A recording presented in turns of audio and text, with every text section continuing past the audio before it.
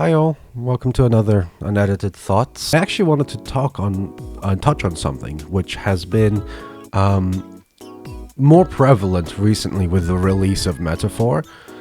Is should Persona switch from its one more system to its press turn system from the mainline series?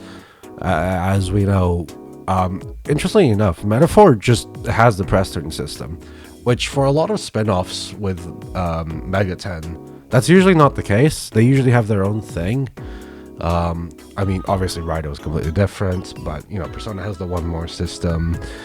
Soul Hackers 2 has its pseudo one more system that's really weird, and all of that. But I've had this conversation, or I've heard this conversation many times, and it's gotten to a point that I'm a bit curious now, because with Metaphor coming out, it's absolutely, a Persona game can have press turn systems, but is it different? Does it rob anything? And so I'll just be going on that. And obviously, I do have some strong opinions on this. My first video was on the press turn system and how it's amazing and it's great and all that. And I will be clear, I prefer the press turn system over the one more system. That's just how I prefer it. That being said, I don't think Persona should switch off of it personally. It's not just because it's defining for the series itself, but also because I think it adds to the actual themes of the story. I think the battle system itself sort of mirrors the themes of the games themselves in a really weird roundabout way. With mainline SMT, it's about you recruiting demons to become stronger, and that, they all follow your command, right? They do everything you do, and the entire party benefits from what you do to them, or gets punished for what you do with them. Whereas with Persona, it has to do with each person's own battle efficiency, and also just them as who they are. So if they win, generally, it doesn't benefit the entire team, but it benefits them, and later on they're able to pass it on to someone else. So it shows how you're not with mainline, you're just recruiting demons and whatever, but in Persona, these party members are your friends. They are people in themselves with their own personas and their own identities and everything else like that. So I think it does fit better thematically. But not just that, but also I think a lot of the issues that the one more system had was when it was leaning way too into that.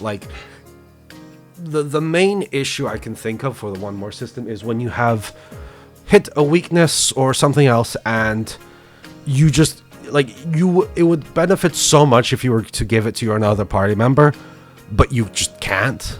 But obviously, that's solved. The Persona 5 baton pass, which was broken, so was broken. So let's just go to the Persona 3 Reload shift mechanic.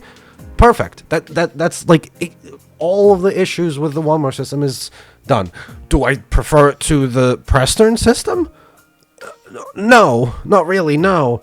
I think genuinely the as polished as the one more system can be and cool and all that, it feels more, I don't know. They're so similar that it's a bit of a moot point right now, because it's whatever. But honestly, the press turn system gives a lot more agency, and I just like that in a game. But obviously, I'm not going to look down on you if you don't prefer it. It makes sense. I feel like people who really enjoy the one more system more than the press turn system are the types of people that really enjoyed the Persona 3's AI party members thing, which was cool. Honestly, it was a cool thing. I understand why they got rid of it, because we can't just have new people coming in and go like, what the fuck? Why can't I do this basic thing every other JRPG has? Which I get. It's a bit annoying, but it's a cool idea. And I think the same thing applies to just the entire system. Some people just enjoy that agency and that you get, even if it's not, newcomer friendly or just actual other issues. That obviously the newcomer thing doesn't apply to the one more system. But yeah, that's what I'm yapping about. But yeah, that's the part of the video about the actual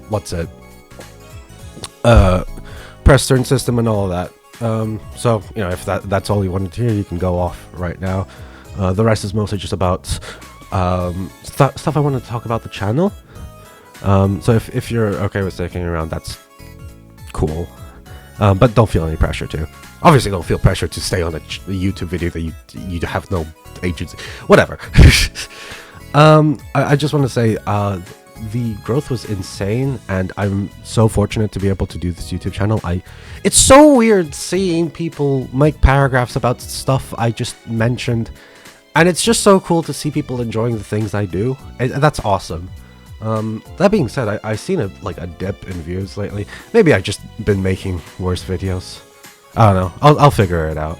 But that being said, I just want to thank you. I also, my girlfriend has been hounding me that I haven't actually been mentioning this, but yeah, I do have a Ko-fi, so you can donate. I feel disgusting asking to donate, to be honest, especially with something like this. But yeah, it's there. Other than that, I just want to say thank you for all the support and everything that have gone. I'm never going to stop. I'm going to keep going until I die. And you can't stop me even then, because I'm going to come back and I'm going to kill you all.